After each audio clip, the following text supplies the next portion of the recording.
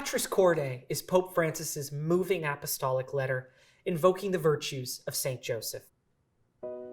For those devoted to Mary, we seek her virtues of accepting God's will from the beginning to the end of her duties as mother to a son whose life would end in tragedy.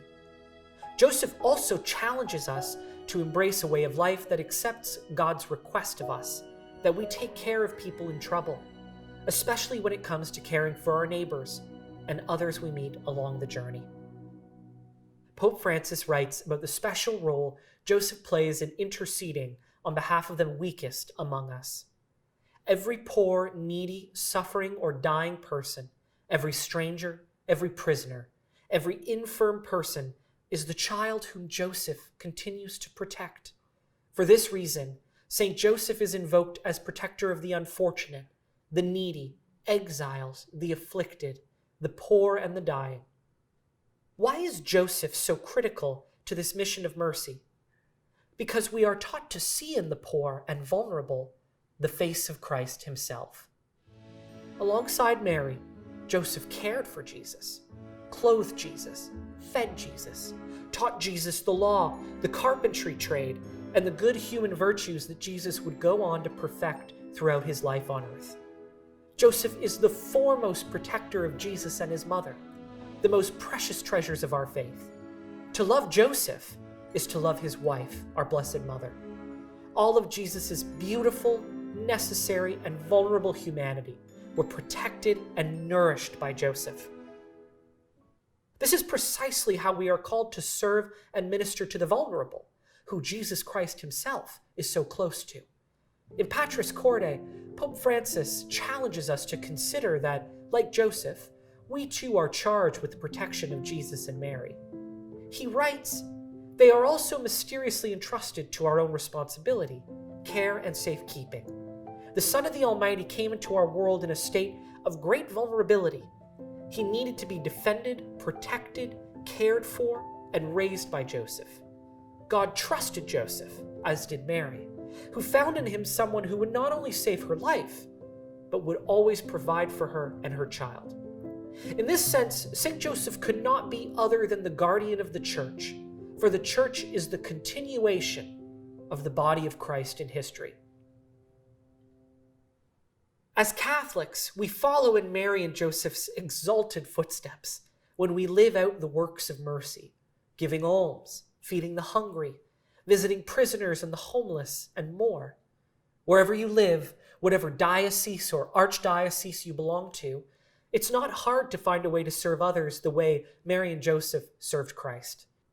Start in your parish, join an Out of the Cold program, or St. Vincent de Paul, or organize a fundraiser for an overseas mission. Outside your parish, there's a multitude of ways to get involved. If you visit the website of Catholic charities in your diocese or archdiocese, you'll find a list of Catholic charities supported by the Church. Visit their websites, send them an email, ask if you can help and how you can help. It's also important to remember that the works of mercy are not just special projects. They are daily and ordinary acts of life.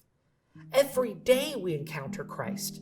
Every time we greet a spouse in the morning, every person we pass on the sidewalk, every colleague we meet with, every friend in our lives. Christ is in all of them. All of them are Mary's children, Joseph's children, and all of them should be the recipients of your charity. Pope Francis lauds Saint Joseph in Patris Corde as one whose human vocation to domestic love becomes a superhuman oblation of himself, his heart, and all his abilities. The complete giving of oneself is the very definition of charity. And here's the important thing. It's a daily practice.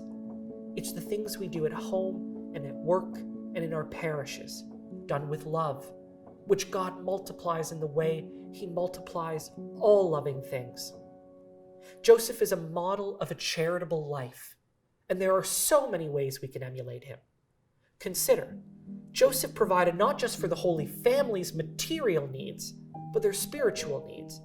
It is Joseph who would have brought the family to synagogue, Joseph who would have taught Jesus the law, Joseph who would have answered many of Jesus' endless questions about faith, virtue, and more.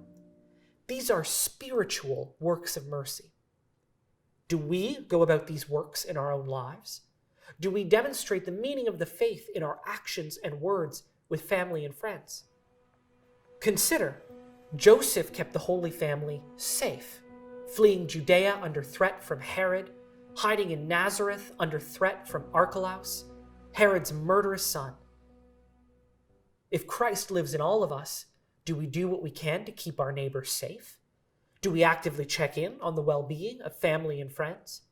Do we give to those in need in front of us, even when their needs might require creative responses? Consider, Joseph was a model of a man living in community. He was a just man who lived out a loving vocation as a neighbor, being a good carpenter, actively serving others. How do we live in community? Do we support our parish life? Have we ever asked our pastor how we might help in ministry? Do we keep an eye out for the too difficult burdens borne by those around us and seek to lift those burdens from their shoulders? Joseph's example demonstrates the works of mercy not just as things we do once in a while or on particular occasions. The works of mercy must be freely and energetically interwoven into the way we live our daily life. The creative seeking of the works of mercy lead to a daily practice of service and self-giving, in the same way we seek spontaneous prayer as a means of living a vocation to pray constantly.